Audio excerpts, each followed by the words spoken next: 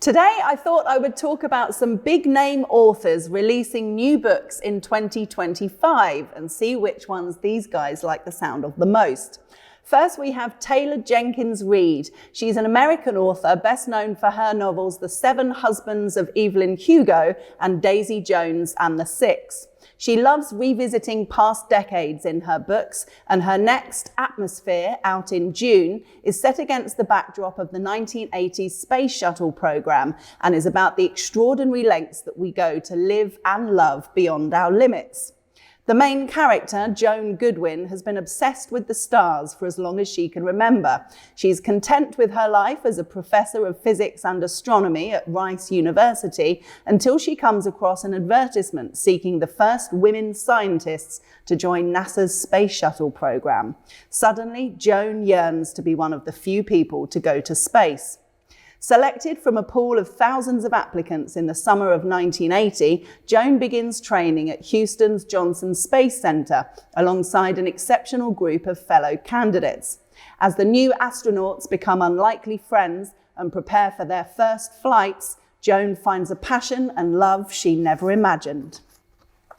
Then we have Emily Henry, an American author who is best known for her New York Times best-selling romance novels like Beach Read, People We Meet on Vacation, Book Lovers, and Happy Place.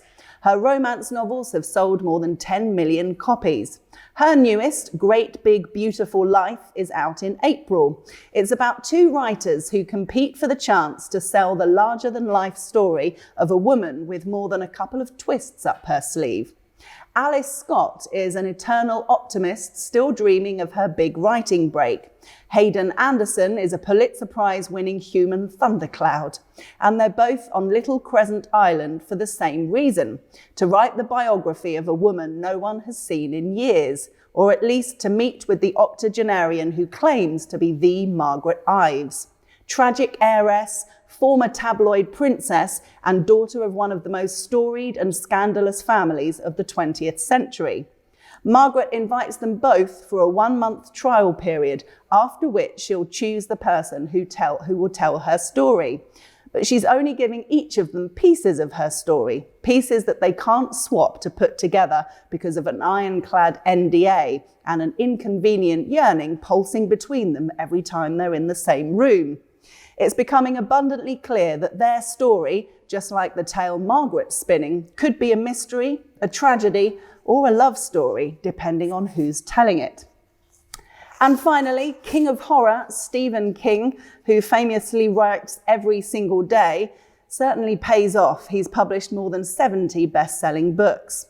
His latest, Never Flinch, due in May, is a crime thriller featuring his recurring character, Holly Gibney.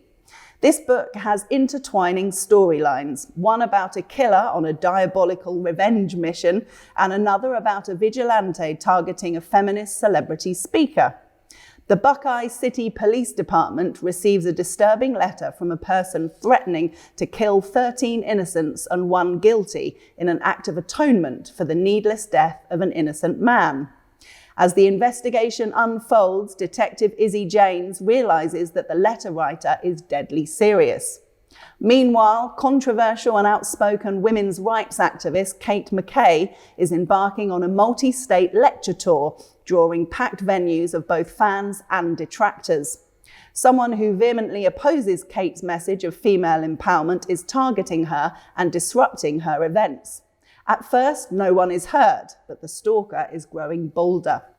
Featuring a riveting cast of characters, both old and new, including world-famous gospel singer Sister Bessie and an unforgettable villain addicted to murder, these twin narratives converge in a chilling and spectacular conclusion, a feat of storytelling only Stephen King could pull off.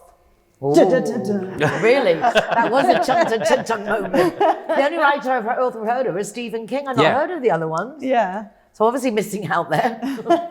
They're more modern writers, should we say, in the last kind of 10 years. I used to read a lot, but now I really don't. My first Stephen King book was Stig of the Dump when I was like 10.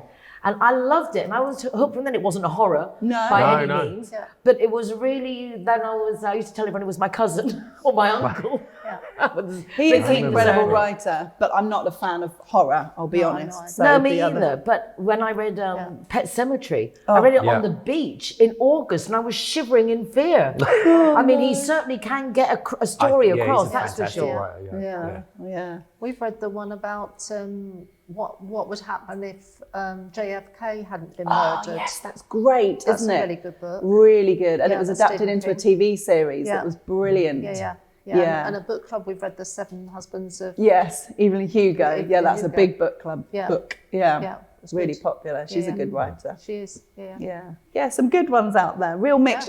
There's something for everyone with books, and that's the idea. If you want to read a light-hearted romance, or you want to read a scary horror book, or a courtroom drama, you know, whatever you're That was the one interested that, when you were talking about the beach read, and this was like, oh, this sounds like an author that's like an easy read. Yeah, exactly. Light-hearted fun. Yeah. Definitely. I enjoy an easy read. I'm not one for.